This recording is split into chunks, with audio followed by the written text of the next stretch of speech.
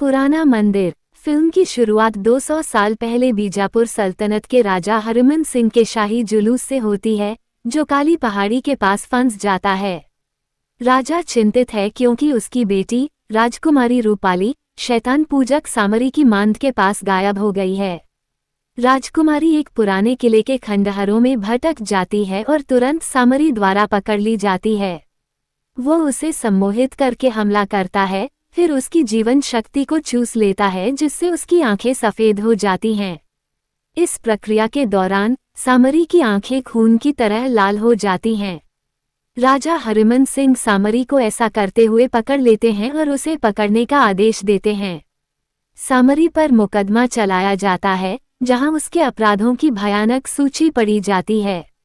उसने अपने राक्षसी आत्मिक स्वामियों को खुश करने और अपनी खुद की दुष्ट शक्तियों को बढ़ाने के लिए कई जघन्य कार्य किए हैं।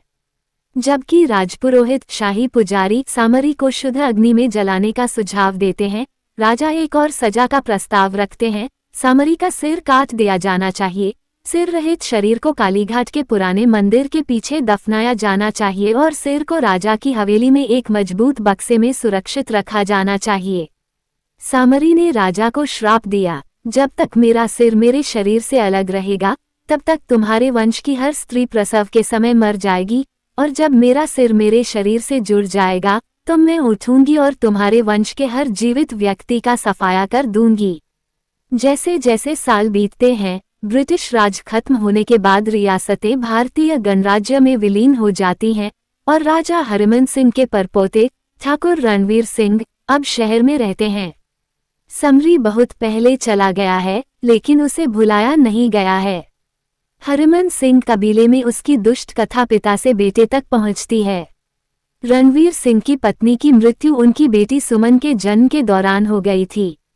वर्तमान समय में सुमन एक कॉलेज की छात्रा है और उसका एक प्रेमी संजय है। जब ठाकुर को उनके रिश्ते के बारे में पता चलता है, तो वो उनके रिश्ते को अस्वीकार कर देता है, क्योंकि संजय शाही परिवार से नहीं है। सुमन को पुराने अभिशाप के बारे में पता नहीं है और वो अपने प्यार में दृढ़ है और संजय उसके साथ खड़ा है। वे अरियल ठाकुर का सामना करने की कोशिश करते हैं और बाद में हार मान लेता है और उस अभिशाप का खुलासा करता है जो 200 सालों से उनके परिवारों को डरा रहा है। सुमन आधी रात को अपना घर छोड़ देती है और संजय को अपने साथ बीजापुर चलने के लिए मना लेती है। उनके साथ संजय का जिगरी दोस्त आनंद और उसकी पत्नी सपना भी होते हैं। हवेली में राजा हरमन सिंह की एक पेंटिंग है। जब सुमन इस पेंटिंग को देखती है तो उसकी नजरें दूसरी ओर चली जाती हैं और उसमें से सामरी की डरावनी आकृति दिखाई देती है। आनंद और संजय पेंटिंग के पीछे की दीवार तोड़ते हैं और सामरी का सिर रखने वाला मजबूत बक्सा खोज निकालते हैं। वे गलती से समझ लेते हैं कि यह सिर किसी बहादुर सैनिक का है जिसने राजा की नाराजगी मोल ली थी, इसलिए वे अगले दिन दीवार को सील करने के इरादे से वापस लौट जाते हैं। हवेली में खजाने की खोज करते समय सांगा को सामरी का सिर दिखाई देता है। सिर देखकर सांगा मंत्रमुग्ध हो जाता है और उसे बेहोशी की हालत में ले जाता है, जिससे उसे सिर को पुराने मंदिर के पीछे शरीर के पास ले जाना पड़ता है। ये सिर सामरी को पूरी तरह से ठीक करने के लिए एक भयानक अनुष्ठान में फिर से जुड़ जाता है। राजा हरमन सिंह के वंशजों को खत्म करने के लिए सामरी ने अपनी हत्यारी तबाही शुरू कर दी। गलतफहमी और तनाव के कारण कई शहरवासी मारे जाते हैं और आनंद को सामरी के हाथों एक भयानक मौत मिलती है।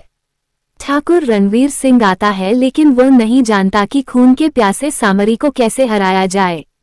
लोग मंदिर में शरण लेते हैं क्योंकि सामरी उस पवित्र भूमि में प्रवेश नहीं कर सकता। वे भगवान शिव की आरती करते हैं। संजय को दिव्य मार्गदर्शन मिलता है। त्रिशूल राक्षस को रोकने की कुंजी है। संजय और सुमन त्रिशूल की तलाश में हवेली लौटते हैं और सामरी से युद्ध की पेशकश करते हैं। दुर्जन ने त्रिशूल को हवेली के भीतर ही एक अलग स्थान पर रख दिया था।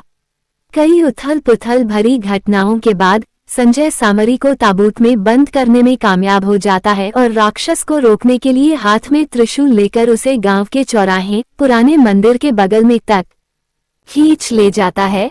वहां वे जल्दबाजी में चिता बनाते हैं और सामरी को हमेशा के लिए जिंदा जला देते हैं। फिर सुमन और संजय की शादी हो जाती है।